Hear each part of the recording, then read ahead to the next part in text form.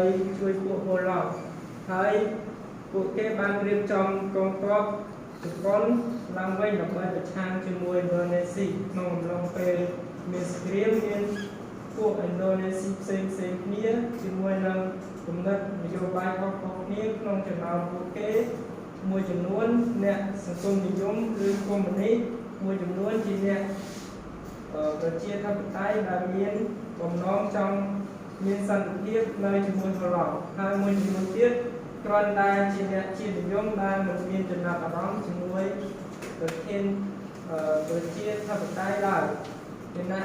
បកកុម្មុយនីសថ្មីមួយដែលមានឈ្មោះថាគណៈបកកុម្មុយនីសឥណ្ឌូនេស៊ីចាប់ផ្ដើមមានអំណាច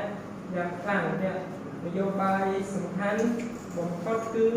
ស៊ូកាណូដែលស្ថិតនៅក្នុងក្រុមអ្នកជាតិនិយមមិនមែនកុម្មុយនីស